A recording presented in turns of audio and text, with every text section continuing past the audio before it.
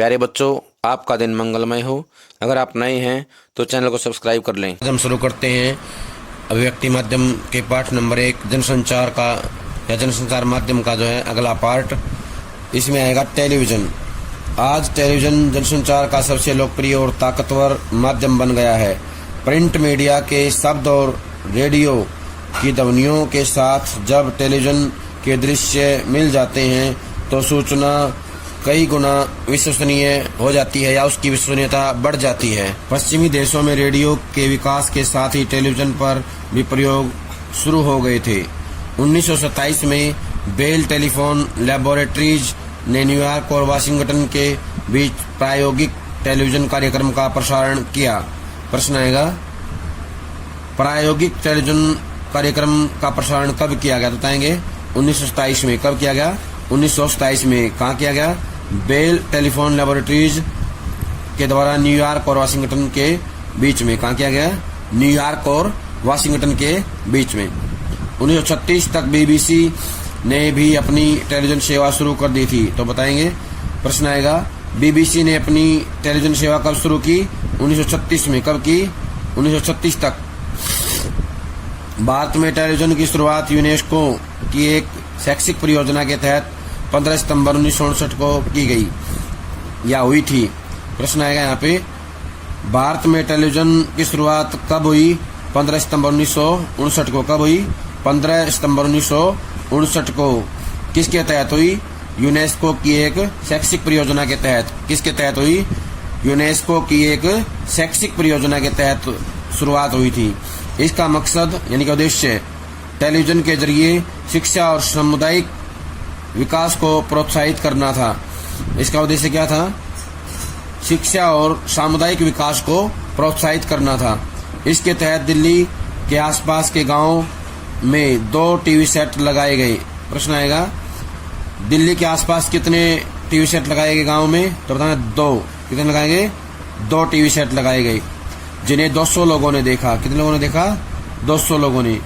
यह हफ्ते में 2 बार 1-1 घंटे के लिए दिखाया जाता था। लेकिन 1965 में स्वतंत्रता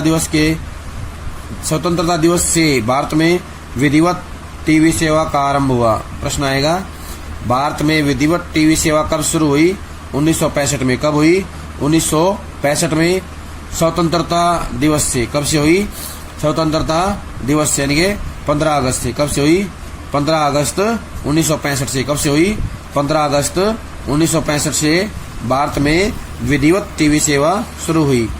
तब रोज 1 घंटे के लिए टीवी कार्यक्रम दिखाया जाने लगा। 1975 तक दिल्ली, मुंबई, श्रीनगर, अमृतसर, कोलकाता, मद्रास और लखनऊ में टीवी सेंटर खुल गए। तो प्रश्न आएगा 1975 तक कहाँ कहाँ टीवी सेंटर खुले? तो बताएंगे दिल्ली, मुंबई, श्रीनगर, अमृतसर, कोलकाता, मद्रास और लखनऊ में। लेकिन 1976 तक टीवी सेवा आकाशवाणी का हिस्सा थी। कब तक थी? 1976 तक। टीवी सेवा आकाशवाणी का हिस्सा 1976 तक थी। 1 अप्रैल 1976 से इसे अलग कर दिया गया। प्रश्न आएगा, टीवी सेवा को आकाशवाणी से कब अलग किया गया? 1 अप्रैल 1976 से। कब किया गया? 1 अप्रैल 1976 से इसे अलग किया गया। 1983 में इसकी रजत जयंती मनाई गई। तो बताएंगे, दूरदर्शन की रजत जयंती कब मनाई गई? 1983 में। कब मनाई गई? 1983 में। और टीवी सेवा क्या कहते हैं? दूरदर्शन। क्या नाम दिया गया? दूरदर्शन। आकाशवाणी से जब अलग किया गया टीवी सेवा को तो इसे दूरदर्शन नाम दिया गया। 1 अप्रैल 1976 को इसे अलग किया गया था। स्वर्गीय प्रधानमंत्री श्रीमती इंदिरा गांधी को दूरदर्शन की ताकत का एहसास था। तो प्रश्न आएगा, किस प्रधानमंत्री को दूरदर्शन की ताकत का एहसास था? स्वर्गीय प्रधानमंत्री इंदिरा गांधी को। किसको? स्वर्गीय प्रधानमंत्री श्रीमती इंदिरा गांधी को एहसास था। वह देश भर में टेलीविजन केंद्रों का जाल बिछाना चाहती थी। 1980 में श्रीमती इंदिरा गांधी ने प्रोफेसर पीसी जोशी की अध्यक्षता में दूरदर्शन के कार्यक्रमों की गुणवत्ता में सुधार के लिए एक समिति गठित की। तो प्रश्न आएगा, दूरदर्शन के कार्यक्रमों की गुणवत्ता सुधार के लिए किसने समिति गठित की? तो बताना है श्रीमती इंदिरा गांधी ने। किसकी अध्यक्षता में? पीसी जोशी। किसकी? प्रोफेसर पीसी जोशी की अध्यक्षता में की गई। जोशी ने अपनी रिपोर्ट में लिखा, हमारे जैसे समाज में जहां पुराने मूल्य टूट रहे हों और नए न बन रहे हों, वहां दूरदर्शन बड़ी भूमिका निभाते हुए जनतंत्र को मजबूत बना सकता है। समिति के मुताबिक जन के माध्यम के बतौर भारत में दूरदर्शन के निम्नलिखित उद्देश्य होने चाहिए। यानी कि जो दूरदर्शन हमने बनाया था उसके उद्देश्य क्या हैं तो पता होना चाहिए। पहला उद्देश्य आएगा सामाजिक परिवर्तन, समाज में परिवर्तन लेके आना इसका उद्देश्य है। राष्ट्रीय एकता, राष्ट्र को एक बनाना भी इसका उद्देश्य है। वैज्ञानिक चेतना का विकास, और जो वैज्ञानिक चेतना है, नए हमारे आविष्कार हैं उनसे परिचित कराना, विज्ञान की जो नई उपलब्धियां उनसे जानकारी दिलाना या उनसे परिचित कराना भी इसका उद्देश्य है। परिवार कल्याण को प्रोत्साहन देना और परिवार कल्याण से संबंधी योजनाओं को भी लोगों तक पहुंचाना इसका उद्देश्य है। कृषि विकास, कृषि के विकास में योगदान देना भी इसका उद्देश्य है। पर्यावरण संरक्षण, पर्यावरण को संरक्षण देना, पर्यावरण को बचाना भी इसका उद्देश्य है। सामाजिक विकास, सामाजिक विकास भी जो है इसका उद्देश्य है। खेल संस्कृति का विकास, खेलों की जानकारी देना, खेलों से लोगों को परिचित कराना भी इसका उद्देश्य है। खेल संस्कृति को बढ़ावा देना भी इसका अहम हिस्सा है। सांस्कृतिक धरोहर को प्रोत्साहन देना, और जो हमारी सांस्कृतिक धरोहर है उसको जो है बचाने के लिए उसके प्रति लोगों को जो है प्रोत्साहित करना, जागरूक करना, ये भी टीवी का उद्देश्य है। दूरदर्शन ने देश की सूचना, शिक्षा और मनोरंजन की जरूरतों को पूरा करने की दिशा में उल्लेखनीय सेवा की है, लेकिन लंबे समय तक सरकारी नियंत्रण में रहने के कारण इसमें ताजगी का अभाव खटकने लगा है और पत्रकारिता के निष्पक्ष माध्यम के तौर पर यह अपनी जगह नहीं बना पाया। अलबत्ता मनोरंजन के एक लोकप्रिय माध्यम के तौर पर इसने अपनी एक खास जगह बना ली है। 1991 में खाड़ी युद्ध के दौरान दुनिया भर के लोगों ने केबल टीवी के जरिए युद्ध का सीधा प्रसारण देखा। यह एक अलग ही तरह का अनुभव था। बाद में यह भी कहा गया कि यह युद्ध जितना अमेरिकी सेनाओं ने लड़ा उतना ही CNN केबल न्यूज नेटवर्क नाम के टीवी चैनल ने लड़ा। यानी कि उसके जो रिपोर्टर थे उन्होंने पूरी कवरेज की वहां जाकर के। इसके बाद भारत में भी टीवी की दुनिया में निजी चैनलों की शुरुआत हुई। विदेशी चैनलों को प्रसारण की अनुमति दी गई और इसके साथ ही भारत ने CNN, BBC जैसे चैनल भारत में दिखाए जाने लगे। यानी कि जो विदेशी चैनल हैं वो भी भारत में दिखाए जाने लगे। जल्दी ही स्टार टीवी जैसे चैनलों ने अपने भारत केंद्रित समाचार चैनल भी आरंभ कर दिए। इसके अलावा डिस्कवरी, नेशनल जियोग्राफी जैसे शैक्षिक और मनोरंजन चैनलों के साथ ही FTV, MTV व VTV जैसे विशुद्ध पश्चिमी किस्म के चैनल भी दिखने लगे। कुछ लोगों ने इसे देश पर सांस्कृतिक हमला भी कहा और इन चैनलों का विरोध किया, लेकिन टेलीविजन का असली विस्तार तब हुआ जब भारत ने देसी निजी चैनलों की बाढ़ आने लगी। यानी कि जो देसी चैनल हैं वो भी आ गए, दिखाए जाने लगे। अक्टूबर 1993 में GTV और स्टार टीवी के बीच अनुबंध हुआ। तो यहाँ प्रश्न बनता है GTV और स्टार टीवी के बीच अनुबंध कब हुआ, तो बताएंगे 1993 में, अक्टूबर 1993 में। उसके बाद समाचार के क्षेत्र में भी जी न्यूज और स्टार न्यूज नामक चैनल आए और सन 2002 में आज तक के स्वतंत्र चैनल के रूप में आने के बाद तो जैसे समाचार चैनलों की बाढ़ ही आ गई। जहां पहले हमारे सार्वजनिक प्रसारक दूरदर्शन का उद्देश्य राष्ट्र निर्माण और सामाजिक उन्नयन था, वहीं इन निजी चैनलों का मकसद व्यावसायिक लाभ कमाना रह गया। इससे जहां टेलीविजन समाचार को निष्पक्षता की पहचान मिली, उसमें ताजगी आई और वह पेशेवर हुआ, वहीं एक अंधी होड़ के कारण अनेक बार पत्रकारिता के मूल्यों और उसकी नैतिकता का भी हनन हुआ। इसके बावजूद आज पूरे भारत में 200 से अधिक चैनल प्रसारित हो रहे हैं और रोज नए नए चैनलों की बाढ़ आ रही है, यानी कि नए नए चैनल बनाए जा रहे हैं। सिनेमा जनसंचार का सबसे लोकप्रिय और प्रभावशाली माध्यम है सिनेमा। हालांकि यह जनसंचार के अन्य माध्यमों की तरह सीधे तौर पर सूचना देने का काम नहीं करता, लेकिन परोक्ष यानी कि अप्रत्यक्ष रूप में सूचना, ज्ञान और संदेश देने का काम करता है। सिनेमा को मनोरंजन का एक सशक्त माध्यम माना गया है या एक सशक्त माध्यम के तौर पर देखा जाता रहा है। सिनेमा के आविष्कार का श्रेय थॉमस अल्वा एडिसन को जाता है। तो प्रश्न आएगा यहाँ पे, सिनेमा के आविष्कार का श्रेय किसको जाता है? तो बताना है थॉमस अल्वा एडिसन को। और यह 1883 में मिनेटिस्कोप की खोज के साथ जुड़ा हुआ है। किसके साथ जुड़ा हुआ है? मिनेटिस्कोप की खोज के साथ जुड़ा हुआ है। ये कब हुई थी? 1883 में। कब हुई थी? 1883 में हुई थी। 1894 में फ्रांस में पहली फिल्म बनी द अराइवल ऑफ ट्रेन।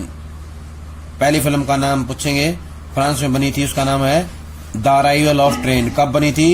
1894 में। कहाँ बनी? फ्रांस में। कहाँ बनी? फ्रांस में। सिनेमा की तकनीक में तेजी से विकास हुआ और जल्दी ही यूरोप और अमेरिका में कई अच्छी फिल्में बनने लगी। भारत में पहली मूक फिल्म बनाने का श्रेय दादा साहेब फाल्के को जाता है। तो प्रश्न आएगा, पहली फिल्म किसने बनाई? दादा साहेब फाल्के ने। किसने बनाई भारत में? दादा साहेब फाल्के ने। कौन सी फिल्म बनाई? मूक फिल्म। कौन सी बनाई? मूक फिल्म। मूक होता है बिना बोलने वाली फिल्म। यह फिल्म थी 1913 में बनी राजा हरिश्चंद्र। 1913 में राजा हरिश्चंद्र फिल्म बनी थी। कब बनी थी? 1913 में राजा हरिश्चंद्र। इसके बाद के 2 दशकों में कई और मूक फिल्में बनी। इनके कथानक धर्म, इतिहास और लोक गाथाओं के इर्द गिर्द बुने जाते रहे। 1931 में पहली बोलती फिल्म बनी आलम आरा। तो प्रश्न आएगा, भारत में पहली बोलती फिल्म कब बनी? तो बताना है 1931 में। उसका नाम क्या था? आलम आरा। क्या नाम था? आलम आरा।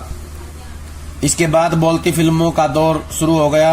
आजादी के बाद जहां एक तरफ भारतीय सिनेमा ने देश के सामाजिक यथार्थ यानी कि वास्तविक सच्चाई को गहराई से पकड़कर आवाज देने की कोशिश की, वहीं लोकप्रिय सिनेमा ने व्यावसायिकता का रास्ता अपनाया, यानी कि ये जो है व्यावसायिक क्षेत्र बन गया। एक तरफ पृथ्वीराज कपूर, महबूब खान, सोहराब मोदी, गुरुदत्त जैसे फिल्मकार थे, तो दूसरी तरफ सत्यजीत राय जैसे फिल्मकार। 70 के दशक तक सिनेमा के मूल में प्रेम, फंतासी और एक कभी न हारने वाले सुपर नेचुरल हीरो की परिकल्पना रही। कहानियों में कुछ न कुछ संदेश देने की भी कोशिश हुई, लेकिन बहुत ही अव्यवहारिक तरीके से। 70 और 80 के दशक में कुछ फिल्मकारों ने महसूस किया कि सिनेमा जैसे सशक्त संचार माध्यम का इस्तेमाल आम लोगों में चेतना फैलाने, उसे व्यावहारिक जीवन की समस्याओं से जोड़ने और अन्याय के खिलाफ एक कलात्मक अभिव्यक्ति के तौर पर किया जाए। यही समानांतर सिनेमा का दौर था और इस दौरान अंकुर, निशांत, अर्धसत्य जैसी फिल्में बनी। प्रश्न आएगा यहाँ पे, समानांतर सिनेमा के दौरान या दौर में कौन सी फिल्में बनी? तो बताना है अंकुर, निशांत, अर्धसत्य। हालांकि सत्यजीत राय ने 50 के दशक में ही पथेर पांचाली बनाकर इसकी शुरुआत कर दी थी, लेकिन समानांतर सिनेमा ने एक आंदोलन की शक्ल ली। 60 के दशक के आखिरी वर्षों और 70 के दशक में यह आंदोलन 80 के दशक में भी जारी रहा।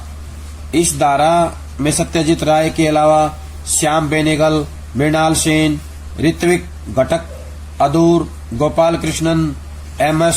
सत्थू, गोविंद निहलानी जैसे फिल्मकार शामिल हुए, लेकिन बाजारवाद और व्यावसायिकता के दबाव में समानांतर या कला फिल्मों का दौर 80 के दशक में ही खत्म होने लगा। एक बार फिर लोकप्रिय मुंबईया फिल्में छाने लगी। दरअसल हिंदी सिनेमा पर शुरू होने से ही पॉपुलर या लोकप्रिय फिल्मों का दबदबा रहा, यानी शुरुआत से ही जो है हिंदी सिनेमा में क्या था? जो लोकप्रिय फिल्में हैं उनका दबदबा रहा। कला फिल्मों को समानांतर सिनेमा इसलिए भी कहा गया क्योंकि वे अपनी अंतर्वस्तु में लोकप्रिय फिल्मों के समानांतर चलती थी। कैसे? आपकी पसंदीदा फिल्म कौन सी है, यानी कि बच्चों को अपनी पसंदीदा फिल्म चुननी है। एक कौन सी ऐसी फिल्म है जो सबसे अच्छी लगी, इस फिल्म का कौन सा चरित्र आपको अच्छा लगा और क्यों, फिल्म क्या संदेश देती है, इस बारे में 200 शब्दों में रिपोर्ट लिखें और अपने अध्यापक को दिखाएं। यानी कि एक रिपोर्ट लिखनी है, कौन सी फिल्म सबसे अच्छी लगी और क्यों लगी, उसका चरित्र कौन सा आपको अच्छा लगा, ये सारी बातें उसमें बताई जानी चाहिए। लोकप्रिय फिल्मों के समानांतर चलती थी। कला फिल्मों के कमजोर पड़ने के साथ एक बार फिर पॉपुलर या लोकप्रिय सिनेमा हावी हो गया और तकनीक कथानक पर भारी पड़ने लगे। भारतीय सिनेमा में पारिवारिक फिल्मों की भी एक धारा लगातार चलती रही है। हल्के फुल्के हास्य और एक आम आदमी के परिवार की खट्टी मीठी कहानी पर बनी इन साफ सुथरी फिल्मों को भी खूब पसंद किया गया। लोकप्रिय और पारिवारिक फिल्मों की पहुंच गांव और शहर के साधारण दर्शकों तक रहती आई है। इस तरह की फिल्मों में दर्शकों को बांधने वाला कथानक, रोजमर्रा की समस्याएं, मधुर संगीत, पारंपरिक नृत्य और संस्कृति के कई आयाम दिखाई देते हैं। इस धारा के फिल्मकारों में राज कपूर, गुरुदत्त, बिमल राय, ऋषिकेश मुखर्जी, बासु चटर्जी जैसे कई नाम हैं। लेकिन 80 और 90 के दशक में मुंबईया सिनेमा पर व्यावसायिकता का नशा इस कदर छाता गया कि फार्मूला फिल्में फिल्मकारों के लिए मुनाफा कमाने का सबसे बड़ा हथियार बन गई। ऐसी फिल्मों के केंद्र में रोमांस, हिंसा, सेक्स और एक्शन को रखा जाता रहा है। कहने के लिए हर फिल्म में कोई न कोई सामाजिक संदेश देने की औपचारिकता निभाई जाती है, लेकिन इनका मकसद महज पैसा कमाना है। ऐसी फिल्मों ने खासकर युवाओं के मन में बहुत गलत प्रभाव छोड़ा है। इस तरह हम कह सकते हैं कि सिनेमा जनसंचार के एक बेहतरीन और सबसे ताकतवर माध्यमों में से एक है। इसके कई और आयाम भी हैं। यह मनोरंजन के साथ साथ समाज को बदलने का, लोगों में नई सोच विकसित करने का और अत्याधुनिक तकनीक के इस्तेमाल से लोगों को सपनों की दुनिया में ले जाने का माध्यम भी है। मौजूदा समय में भारत हर साल 800 फिल्मों का निर्माण करता है और दुनिया का सबसे बड़ा फिल्म निर्माता देश बन गया है। यहाँ हिंदी के अलावा अन्य क्षेत्रीय भाषा और बोली में फिल्में बनती हैं और खूब चलती हैं। तो यहाँ प्रश्न आएगा कि हर साल कितनी फिल्में बनती हैं भारत में? 800। कितनी बनती हैं? लगभग 800 फिल्में बनती हैं।